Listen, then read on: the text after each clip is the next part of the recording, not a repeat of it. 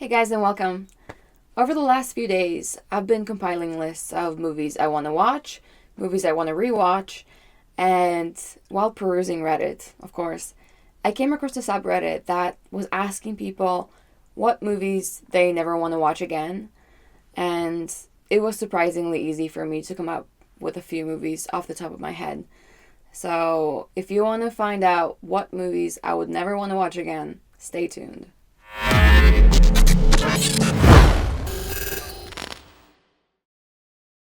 As for my first pick, I certainly wasn't alone in not wanting to rewatch a Serbian film. You could say a Serbian film is where mainstream horror ends.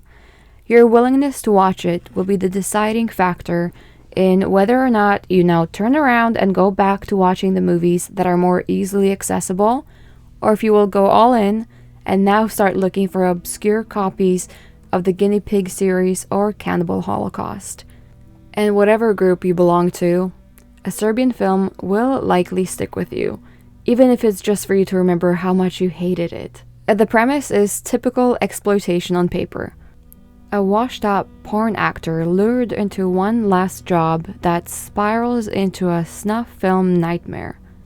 But the execution, no pun intended, feels like the director really wanted to bulldoze through all of the boundaries while still making a movie that's somewhat watchable.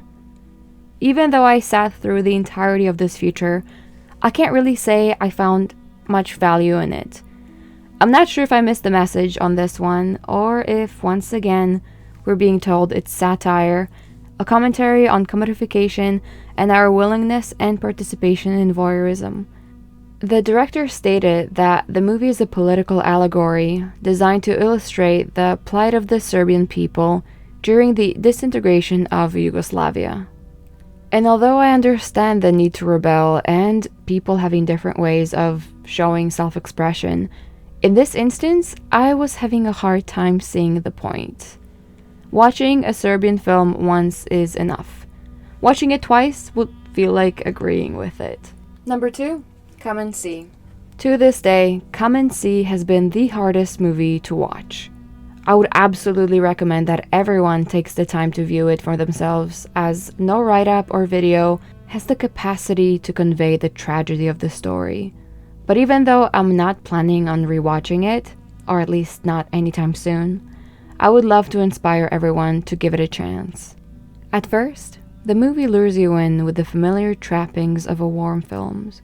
A young boy, a rifle, the naive excitement of joining the fight, and then it proceeds to peel your nerves like fruit. However, this movie doesn't recount crucial events or talk about the camaraderie present when every breath could be your last. You're watching what happens to a person who's faced with unthinkable actions. For those of you who have seen everything, Grave of the Fireflies, Threads, Schindler's List, even the nastier realism of The Painted Bird, Come and See still feels different. It doesn't rely on gore or spectacle. It just drags you face first through the mud of Belarus in 1943 and leaves you to rot there. The story follows Fliora, a boy who has a very misunderstood idea of what war is. He wants to be a hero and firmly believes he will prove himself as one. Unfortunately, reality ends up tearing his childish dreams of glory and recognition to shreds, and instead, he ends up aging 50 years over the course of a few days. His face, that trembling, haunted face, becomes the movie's central monument. You can practically feel the air being sucked right out of him as he realizes that war isn't flags and medals. It's families burned alive, while the perpetrators dance to German jazz. It's one of the greatest anti-war films ever made, not because it preaches peace, but because it shows you what happens when peace becomes impossible. But that's also why I don't think I'll watch it again, not because it's bad, it's extraordinary, but because it leaves a residue that you just can't scrub off. Once you've seen it, you carry it. It becomes part of the background noise in your head whenever someone romanticizes war, or tosses around words like glory. Number 3 is Gummo. Gummo feels like a fever dream, a snapshot of a place and people that seem suspended somewhere between tragedy and apathy. It's like eavesdropping on America's forgotten corners, places we all pretend don't exist. There's something disturbingly intimate about it, the reality of what's happening not only behind closed doors, but also out in the open, things you're only privy to when you're part of the community. Set in a tornado-blasted Ohio town that feels like it's been left to marinate in its own decay, Gummo isn't plot-driven. There's no character arcs or even traditional filmmaking. Every frame reeks of rot and pink bubblegum. There's a kid eating spaghetti in a filthy bathtub. There's a pair of boys killing cats for cash. There's beauty pageant makeup on bruised faces. You can almost smell the mildew through the screen. For most people, Gummo looks like nonsense, but I see it as a portrait of American nihilism dressed up as a home movie. Harmony Korine, the director, isn't mocking his subjects. He's giving a voice to the overlooked, humanizing the ugliness of the characters. If you've seen your share of disturbing or weird films, Gummo still manages to unnerve you, but in a quieter, more insidious way. Although it could be argued the movie relies on shock to some extent, it makes perfect sense in a movie like this.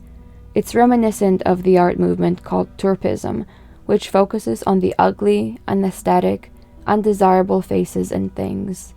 In a world that's obsessed with keeping up the appearances, both Turpism and Gummo are kind of a breath of fresh air. There's undeniable value in it, a kind of raw, unfiltered truth that most movies don't really show. It excels at capturing the death of the American dream, but it's not a movie I'm going to be revisiting. Once is enough. I still remember it so well you'd think I watched it yesterday. Except I didn't, and maybe I'm just scarred by it now. Number 4, Salò, or 120 Days of Sodom. Salò, or the 120 Days of Sodom, is not a pleasant watch. We all know that. Based on the unfinished novel by Marquis de Sade, released in 1904. Fun fact, the word sadism originated from his name, de Sade. Have to say I'm curious how people refer to torture and acts of violence against others prior to this term being coined. So if you know, let me know in the comments down below. In directing the movie, Pasolini didn't make a piece of cinema so much as a ritual in humiliation, a cold exercise in control that blurs the line between moral outrage and voyeurism. Set in the dying days of fascist Italy, Salò adapts de Sade's infamous text into a political allegory so brutal it occasionally devours its own point. The libertines who command the mansion are not merely sadists. They're bureaucrats of depravity, conducting atrocities with dull precision. I'd even argue the most terrifying thing about the movie is how unfazed the perpetrators are about the atrocities they're committing. Once again, similarly to Gummo, it is my belief that the movie benefited from the extreme portrayals of the crimes, and it strikes me more as a commentary on depravity rather than just shock for the sake of shock. And I am, of course, an expert on this. Just kidding, I am certainly not. I am just sitting in my bedroom. But arguably, it is one of the best portrayals of moral corruption, and how power will open doors to exploration of things deemed incomprehensible to the average person. It's almost timeless, really, pushing the envelope and boundaries when there is no pushback. It's almost a question of, have the perpetrators always been sadists, or has access to everything and anything they want pushed them towards these extreme behaviors? Salò remains a mirror held to humanity's ugliest instincts, a document of obedience and greed. But its message can feel buried under its own audacity, as it's still a disgusting movie. It's worth watching once, but I'm not sure if it's worth revisiting. Number 5 is The Woman, and a cameo from Henry. because he was meowing bloody murder outside the door. On paper, the woman is about a respectable country dad who captures a feral woman in the woods and decides to rehabilitate her. In practice, it's a how-to guide on why you should never trust a man who says it's for her own good. Lucky McKee takes the cliché of civilization versus savagery and plays with the concept. At first you sympathize with the father, maybe except for the part where he kidnapped a woman and keeps her in his basement, but let anyone among you who's without sin be the first to throw a stone at her, right? The patriarch, played with disturbing cheer by Sean Bridgers, treats torture like a family project. The wife doesn't speak up either, likely discouraged from doing so through prior punishment for meddling, if you will. The son's learning from dad a little too well, and the daughter's just trying to keep her sanity. It's part feminist revenge tale, part domestic horror, and part therapy session for anyone raised by people who use the word obedience like it's a love language. And yet, for all of its grim intelligence, the woman can't quite resist its own brutality. It leans so hard into shock that sometimes you wonder if the message got lost under the bloodstains. It has some clever points, yes, but at what cost, I ask? The ending explodes into chaos, and while it's satisfying, it also feels empty, which is why I would not watch it again. Once is plenty. This is not the kind of movie you rewatch to pick up on details. And those are 5 movies I am not planning on rewatching. There is way more where that came from, so if you would like a part 2, please let me know. And as always, thank you so much for watching. If you enjoyed the video, please like, subscribe, so that you don't miss the next one. And I hope to see you in the next one. Bye.